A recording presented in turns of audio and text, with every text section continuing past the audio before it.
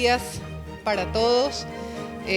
Muchas gracias por esta asistencia masiva y creo que vamos a continuar precisamente con la presentación que nos hacía el doctor William Hernández, quien ha coordinado todo este trabajo, buscando hacer esos ajustes quirúrgicos necesarios para un código muy bueno que tenemos, pero que en el paso del tiempo vemos que necesita esos ajustes.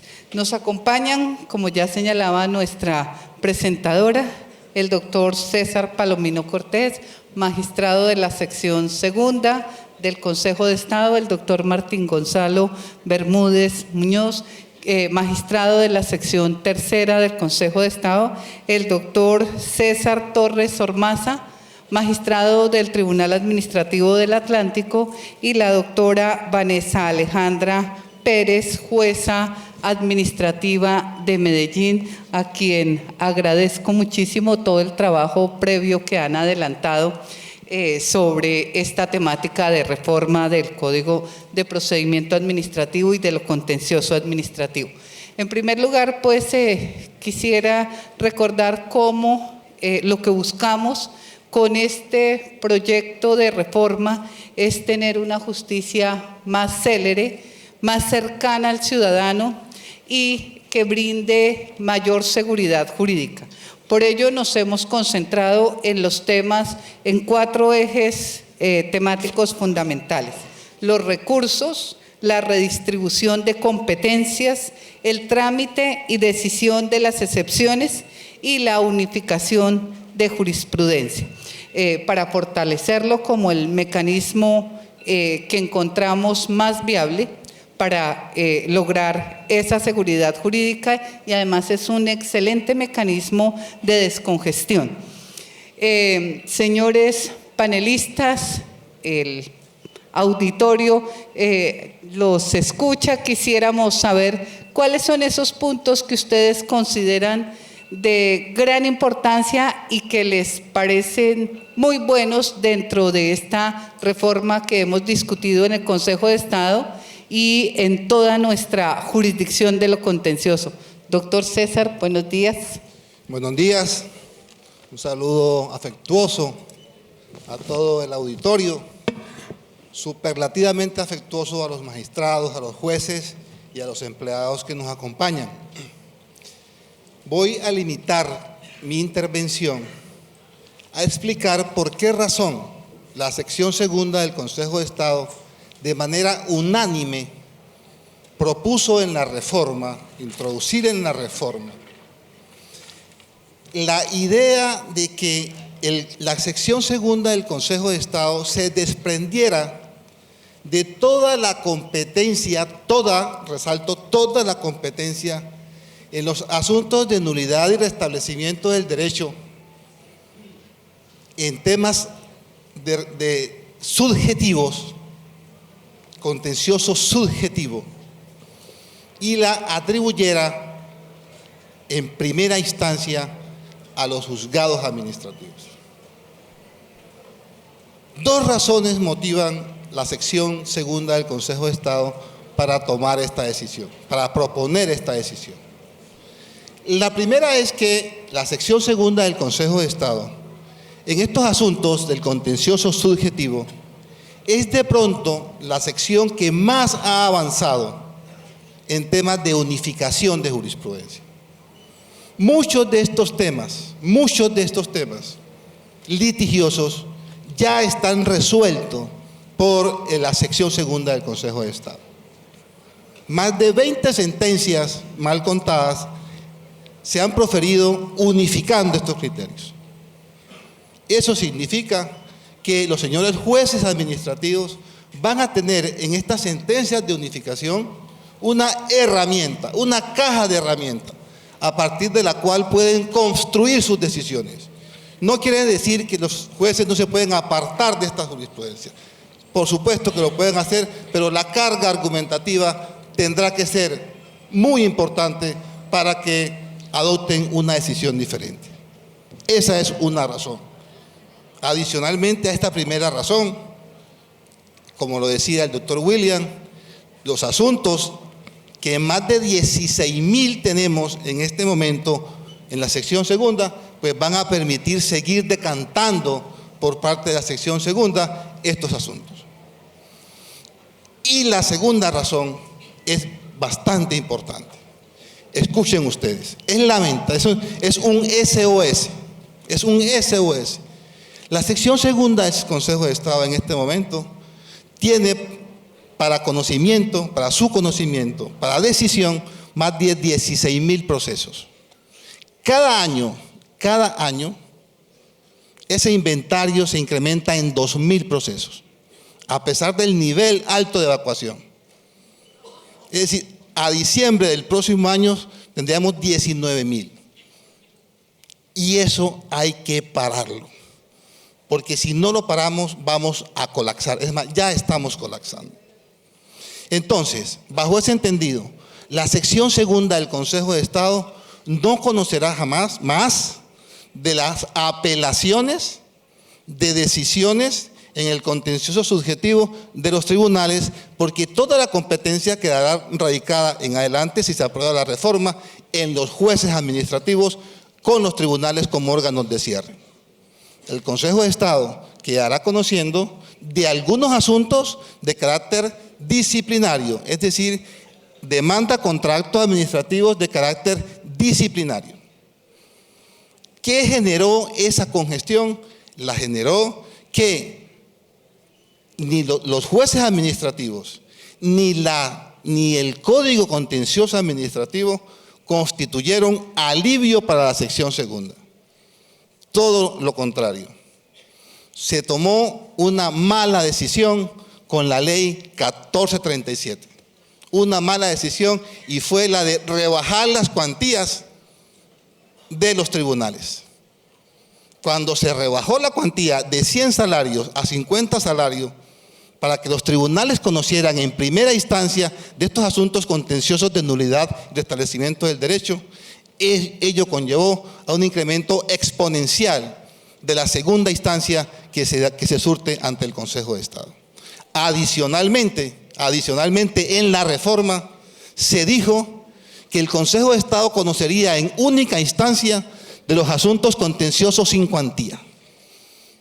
Y por ahí también se nos desbordó la demanda de justicia ante la sección segunda. De suerte que, fíjense ustedes, y no es un tema de importancia, sino es un tema de práctica. Un asunto contencioso sin cuantía, los jueces lo saben y los magistrados lo saben, pero lo digo para todo el auditorio, un asunto contencioso de nulidad y restablecimiento del derecho sin cuantía es el traslado que hace la dirección de la policía de un agente de policía.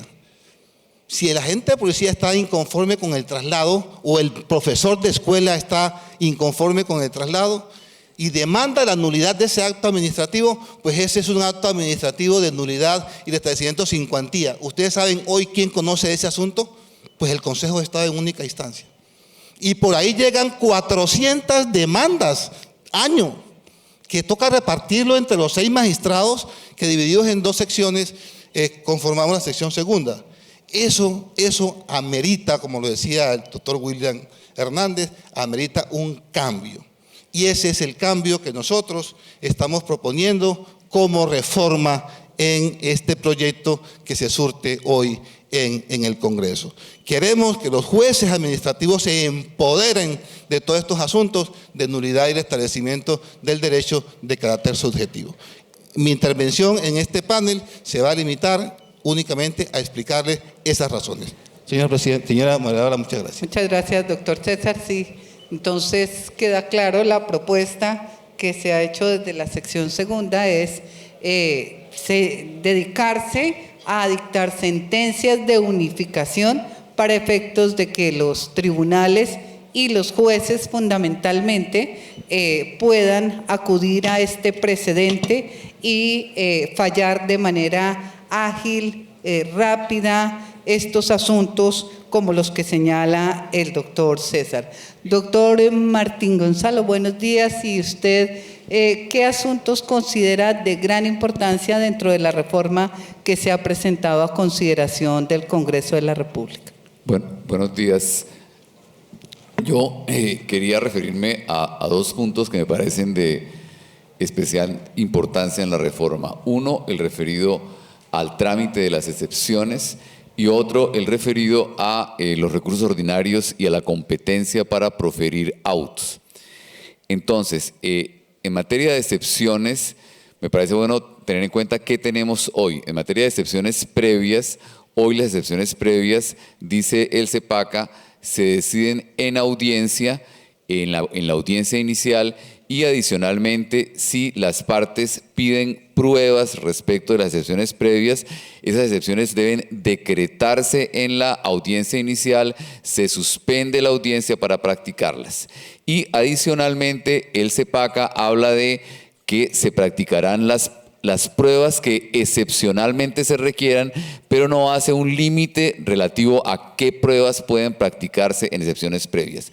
Y ese es un sistema que es evidentemente ineficaz. No tiene sentido que vayamos a una audiencia inicial a decidir una excepción previa que podría haberse decidido antes. No tiene sentido que vayamos a la audiencia inicial a decretar pruebas que podrían haberse practicado antes o que por lo menos habían podido decretarse antes para practicar aquí. Entonces, el cambio en excepciones acerca el CEPACA al Código General del Proceso. De acuerdo con lo anterior, habría que mirar que las reformas son las siguientes. Las excepciones previas, me parece lo primero que es muy importante, que es la primera reforma que la acerca al CGP, implican darle un traslado al demandante y un traslado que tiene dos objetos. El traslado tiene por objeto que se pronuncie sobre la excepción y que subsane los defectos. Y eso es muy importante, y digamos es muy importante señalar el segundo objetivo del traslado, porque en el objetivo, cuando al demandante se le dice en el traslado, subsane los defectos, por ejemplo, traiga el poder que trajo, traiga el certificado que se le quedó, si el demandante no subsana ese defecto, la consecuencia será que al decidir la excepción previa se terminará el proceso, porque eso no estaba previsto de esa manera en el código. Entonces me parece que reitero mucho que el traslado que se le da al demandante, tal y como lo dice el CGP, es para que se pronuncie, pero para que subsane. Luego, si no subsana, el juez no tiene que darle un traslado adicional porque él ya tuvo el término para subsanar. Entonces, en ese momento terminará el proceso por auto, que obviamente es apelable. Lo segundo que me parece importante resaltar es que las pruebas que se pueden pedir para excepciones previas no puede ser cualquier tipo de pruebas, son solo las pruebas que están previstas en el Código General del Proceso. En este punto simplemente querría indicar que las únicas pruebas que deberían pedirse en materia de excepciones previas son pruebas documentales. Luego, en realidad, no tiene sentido de ninguna manera hablar de decreto y práctica de pruebas en la audiencia.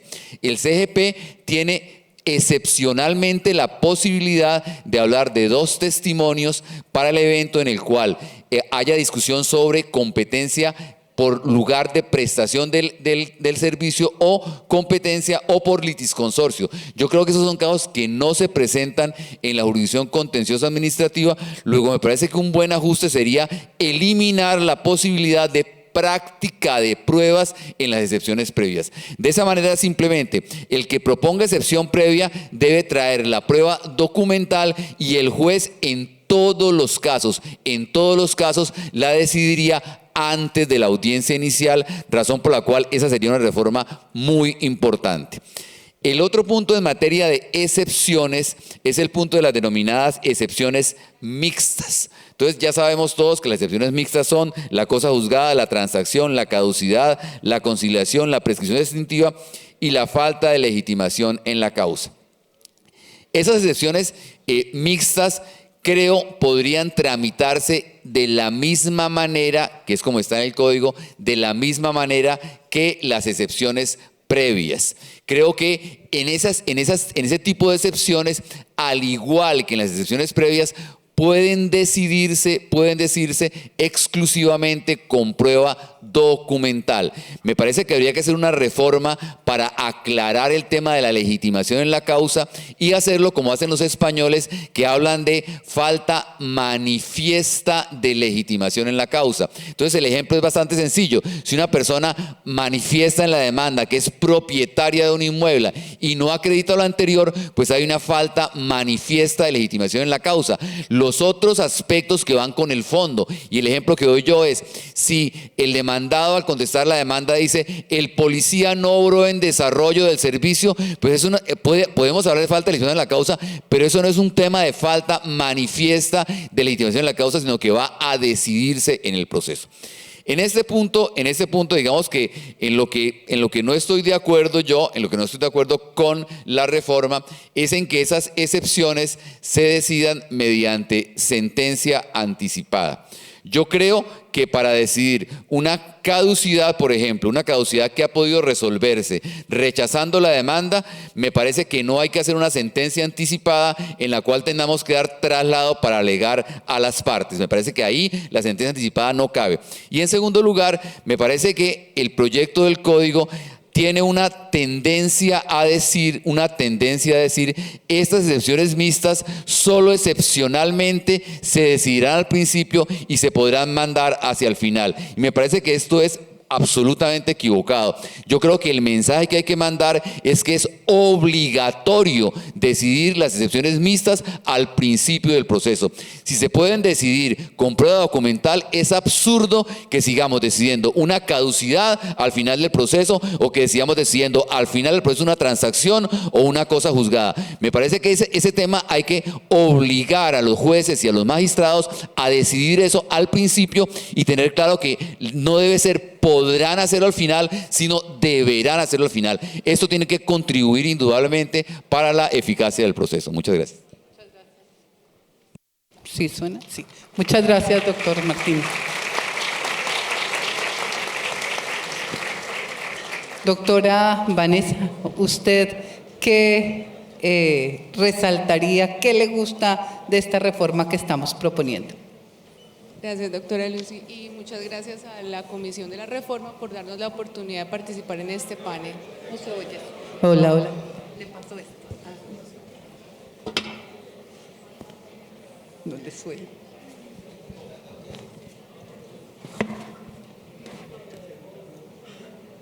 Aló.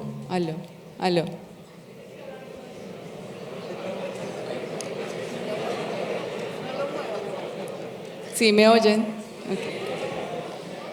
Bueno,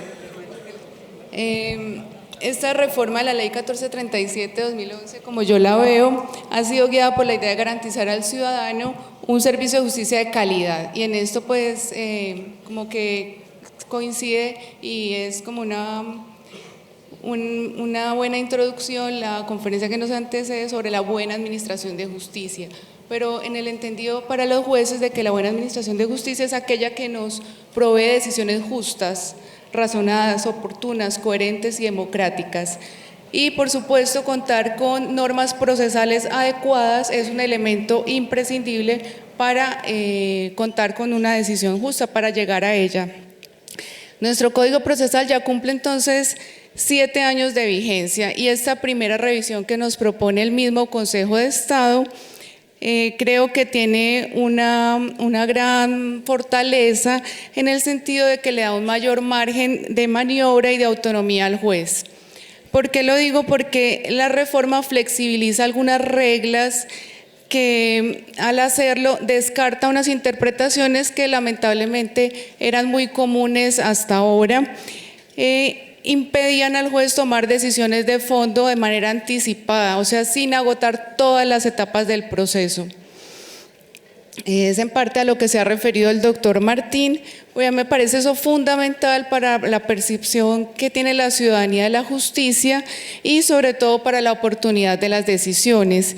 Si el juez tiene esta posibilidad explícita, efectivamente lo logra con tres de las modificaciones que han hecho. la decisión de excepciones previas aún antes de la audiencia inicial a la que ya se ha referido el doctor Martín, la posibilidad de que el juez decida en cada caso si dicta la sentencia oral o la dicta por escrito, y la posibilidad de dictar sentencia anticipada total o parcial, que eso pues ya era una novedad en el Código General del Proceso y en muchos se ha visto como el temor a implementarlo en el CEPAC o se consideraba que no estaba autorizado el juez para hacerlo. A mí me parece que estas tres modificaciones hablan como de una reconciliación de nuestro código con el Código General del Proceso. Digo reconciliación porque a veces pareciera que, como en nuestro afán de hacer más autónomo el discurso de lo contencioso administrativo, se olvida que el derecho procesal es un discurso común a todas las áreas del derecho. Y en esta medida, si nuestras interpretaciones de las normas adjetivas parten más del diálogo y menos de la discrecionalidad que a veces parece caprichosa, podemos encontrar soluciones más efectivas. Esta construcción, pienso yo, de convenciones desde lo contencioso, autónomas, completamente aisladas, pienso yo que debe ser limitada a solo los casos necesarios.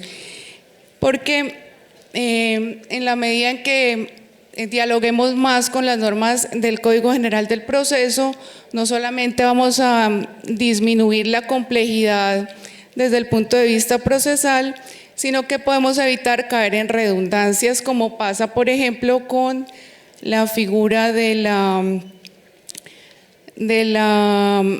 recurso de unificación por desconocimiento del precedente jurisprudencial. ¿Qué pienso yo entonces? Que esto realmente es un punto positivo de la reforma, volver a retomar esas figuras que están mejor logradas en el Código General del Proceso. Estas disposiciones relativas a las excepciones nos van a permitir tomar decisiones de fondo oportunas, harán que algunos procesos terminen en la primera etapa, otros sencillamente van a reducir su complejidad desde la primera etapa del proceso, y estas dos oportunidades nos van a dar más tiempo para dedicarle a los procesos que efectivamente van a tener que agotar todas las etapas. También me parece muy positivo que dentro de la propuesta de reforma de competencias se establezca el deber de unificación en los tribunales. Está previsto en armonía con la precisión que se hacía del artículo 125 de que habrá más decisiones de ponente y menos de sala. Entonces, eso les impone también una mayor responsabilidad a los magistrados de alcanzar esas decisiones de unificación también en este segundo orden de la jurisdicción.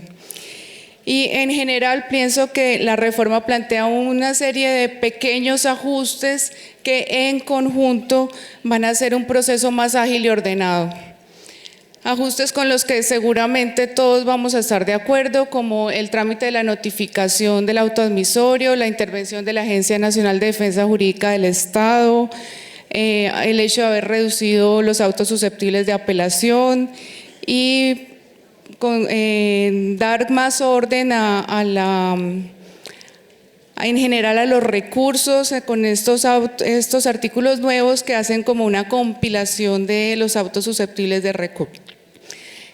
Hasta allí pienso yo que es una reforma positiva realmente, nos va a ayudar a hacer más ágiles los procesos y nos va a ayudar también a proponer soluciones procesales que no sean tan ajenas al resto de la jurisdicción como tal, porque en últimas es una sola administración de justicia y los destinatarios de las decisiones son los mismos en cualquier caso.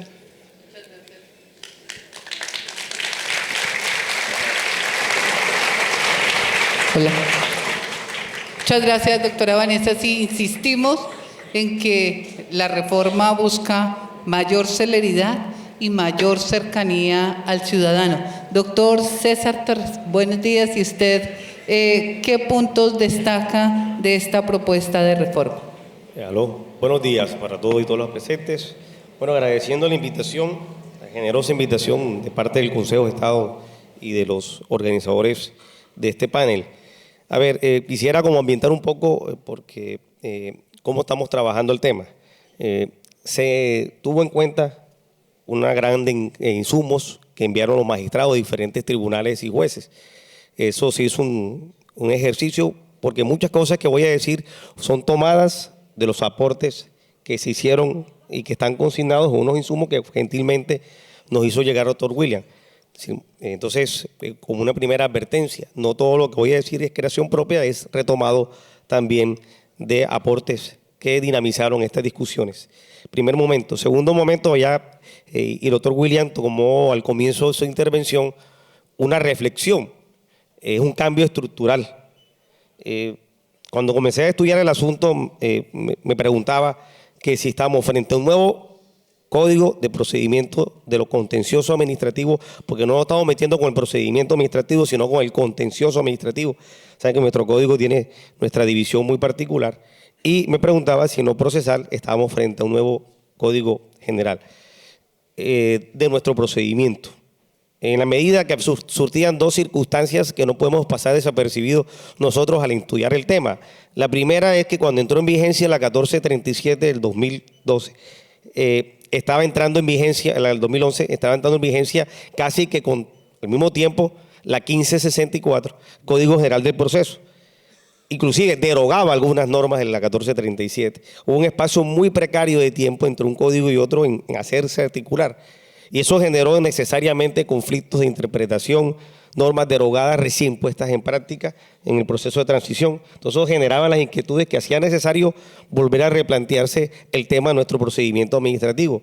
La mayoría de situaciones fueron resolviéndose en la práctica, pero sí quedaba la inquietud, lastimosamente, como hubo esa concordancia, esa entrada en vigencia de dos ordenamientos jurídicos fundamentales, teníamos dificultades jueces y magistrados en la aplicación práctica de normas coyunturales. Ese es un primer elemento que nos hacía pensar, estamos frente a esta reforma, un nuevo código. Y el segundo es que está tocando temas muy estructurales, está tocando temas de competencia, temas de doble instancia de recursos, bueno, una cantidad de temas que replantean el quehacer del procedimiento administrativo. Estos dos elementos, en el escrito que se acompañó a esta disertación, fueron expuestos. Se llegó a la conclusión muy particular de que definitivamente no estamos frente a un nuevo código de procedimiento, en el entendido, en primer lugar, que es una articulación, como bien lo decía la doctora Vanessa, de las normas ya existentes en el Código General con las normas que están en vigencia en la 1437.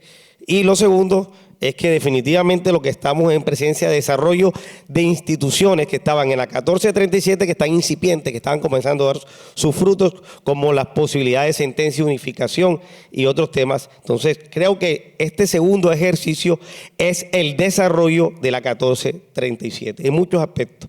El procedimiento de revisión de sentencias está mejor regulado, el procedimiento de extensión de la jurisprudencia está mejor regulado, está más detallado, y otros aspectos que voy a considerar, que aprovecho para también, como el panel tenía dos elementos, puntos a mejorar y resaltar, podemos ir combinando uno con otro para no alargar el tiempo de nuestra intervención.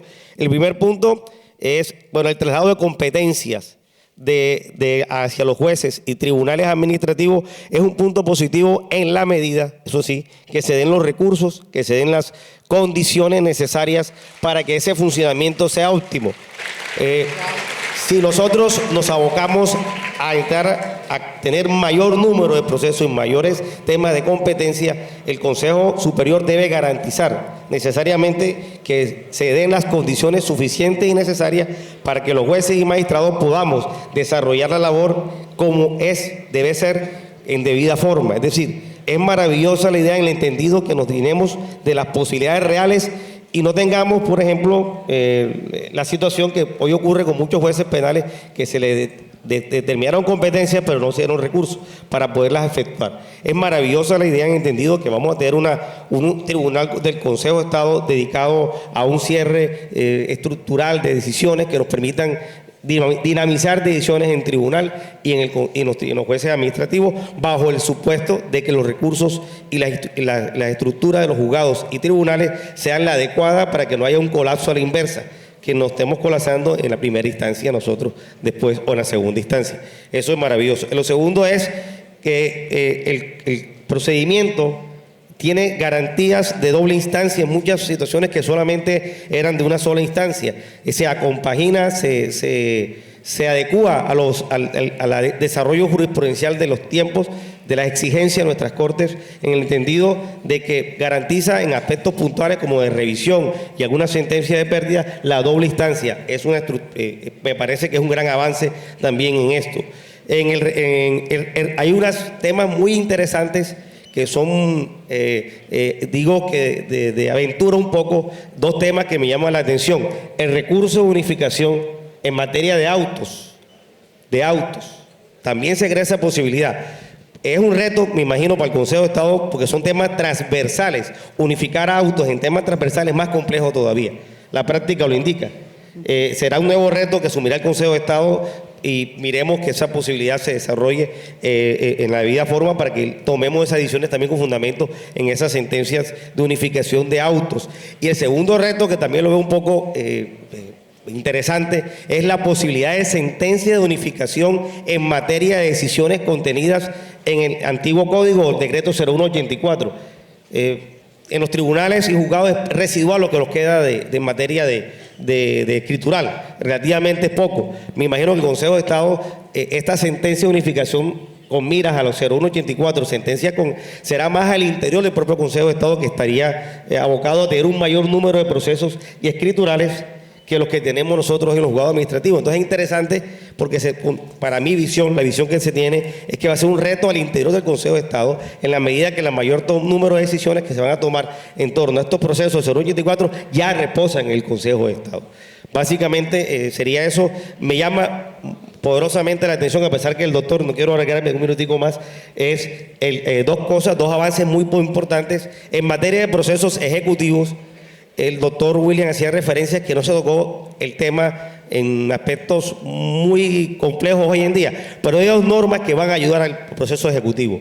La primera, el tema de la conexidad de la ejecución de sentencias, que hay una discusión en los diferentes tribunales, quién debe conocer de sentencias, de la ejecución de sentencias. Se aclara vía normativa que es el factor conexidad, es decir, que el magistrado o juez que produzca la sentencia deberá llevar a cabo el proceso de ejecución. Eso no, pero también me gusta la idea que la reforma de la segunda instancia de los ejecutivos.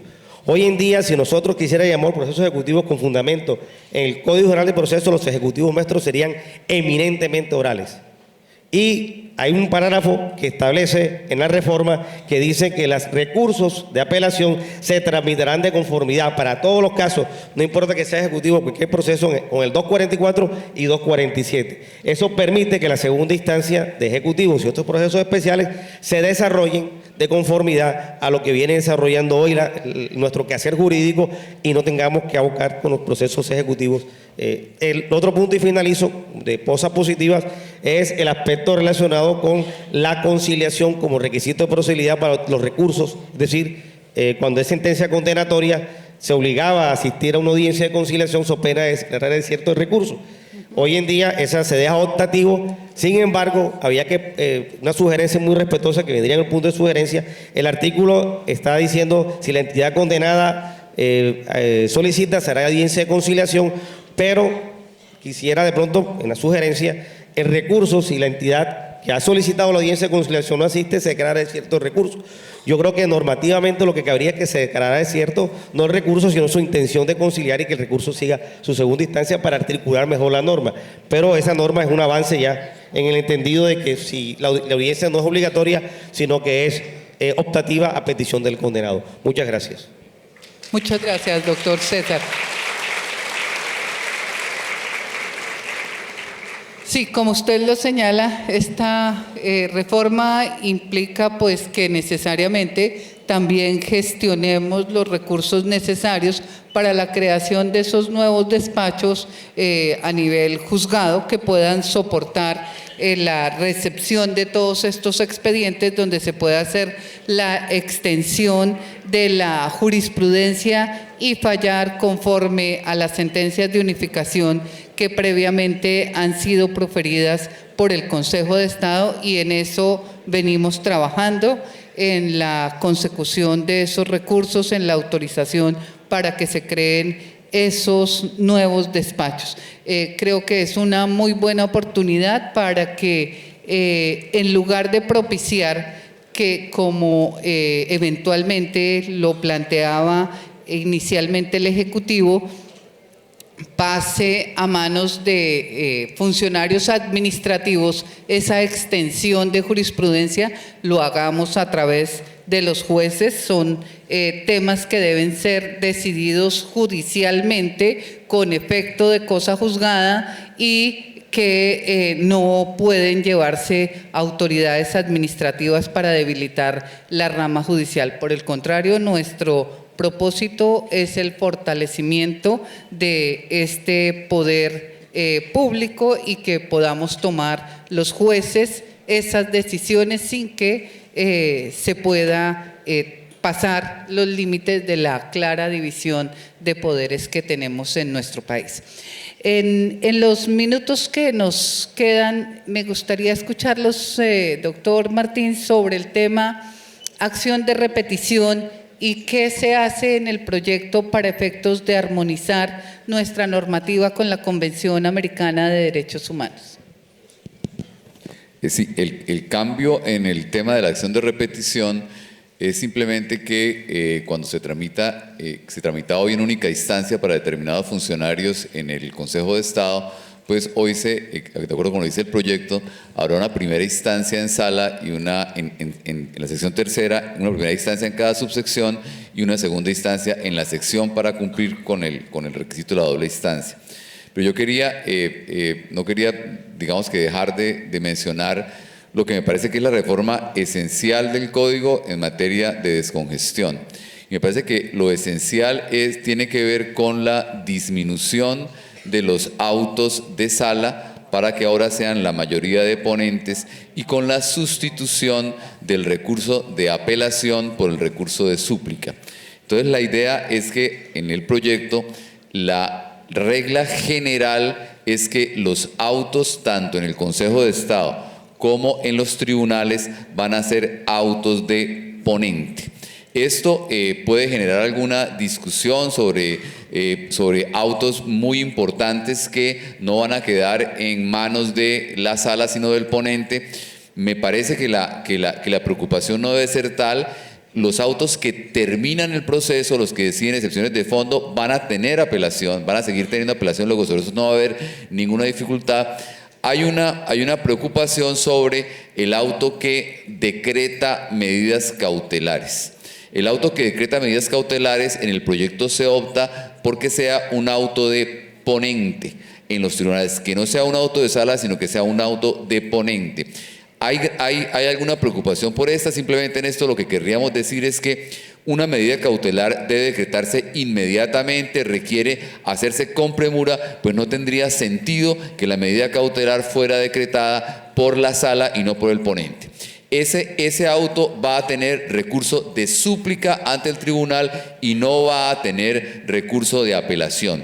Esa es una apuesta que se le está haciendo, tiene que ver con la confianza en los tribunales y digamos que también ha sido objeto de críticas.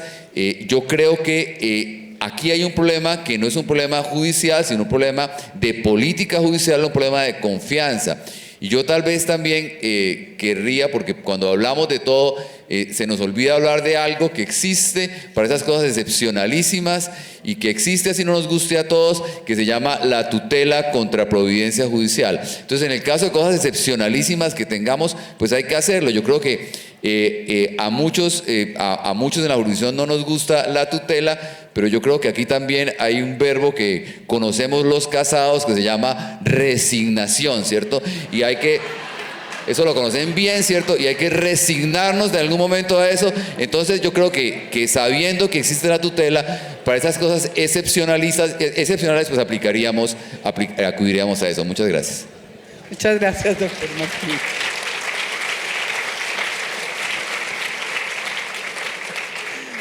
Bueno, doctor César, en realidad, ¿usted cómo avisora ese impacto que se puede generar en materia de descongestión y congestión paralela al hacer la modificación en las competencias, fundamentalmente en lo que tiene que ver con la sección segunda.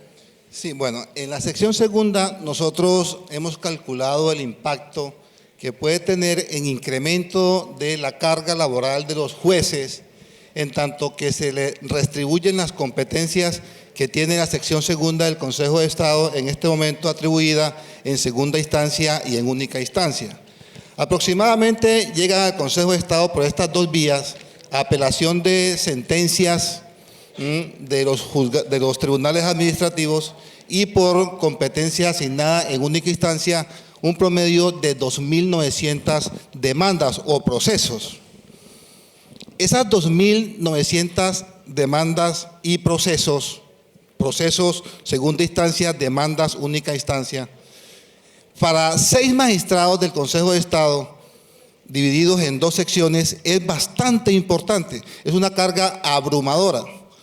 Pero haciendo un cálculo aproximado, un cálculo general, un cálculo no exacto, de cómo esos procesos y esas demandas impactarían los juzgados administrativos en el supuesto que la reforma fuera aprobada, fíjense ustedes que dividido eso entre los 342 juzgados administrativos, el impacto sería de 10 procesos nuevos por juzgado. Tampoco se trata de mucha carga laboral. Nosotros entendemos que hay necesidad de crear más juzgados administrativos. Nosotros entendemos que hay necesidad de aumentar la planta de personal de los juzgados administrativos. Nosotros entendemos, y la reforma así lo establece, que hay necesidad de aumentar el personal de los tribunales administrativos, de los despachos de magistrados, los tribunales administrativos.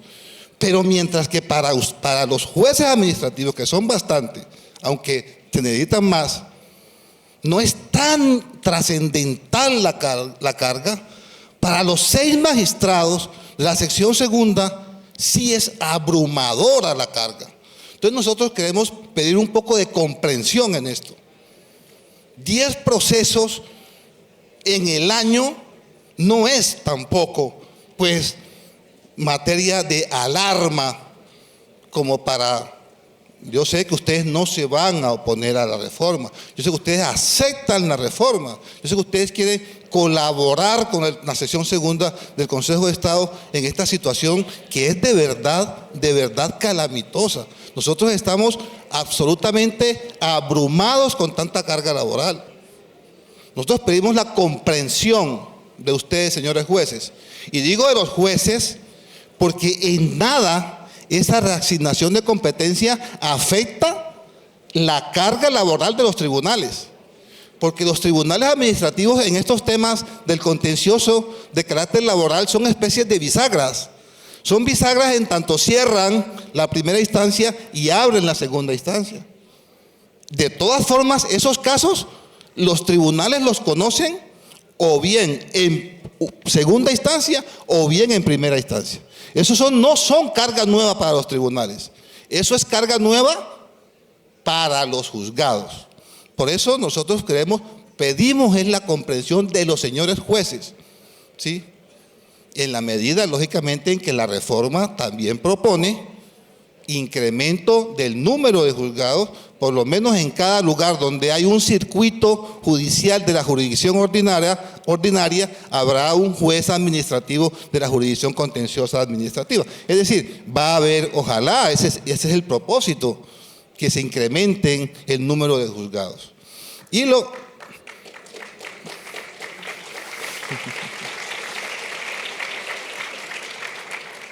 lo otro es que se extraña un poco de la reforma que no se le dé la potestad a los jueces administrativos de poder extender los efectos de la sentencia de unificación en los casos que ellos conocen y que ya el Consejo de Estado en la sección segunda sí ha sentado la jurisprudencia con respecto a esos asuntos que van a conocer en primera instancia y que van a cerrar los señores magistrados de los tribunales administrativos.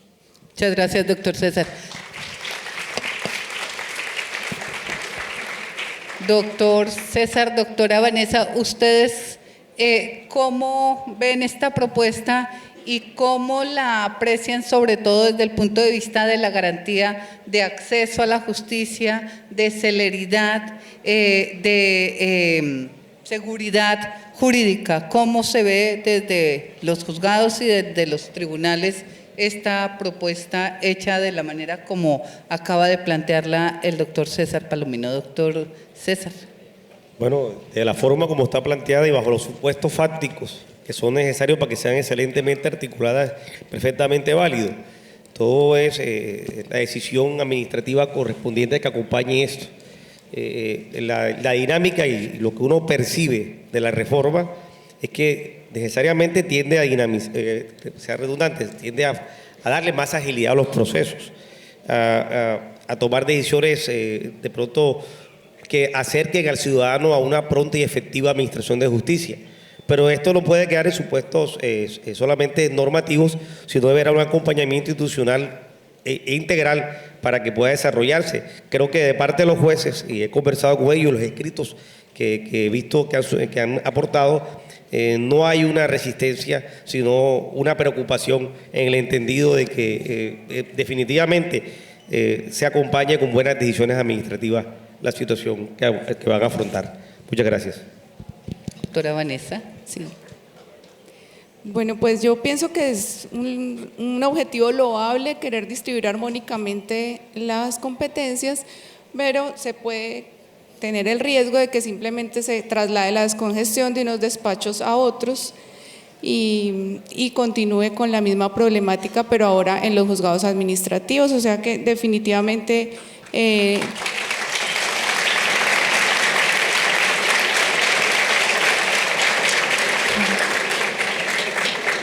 tienen que estar garantizados los recursos, además tienen que estar creados y funcionando los juzgados con la infraestructura y el personal necesario para que se implemente la reforma.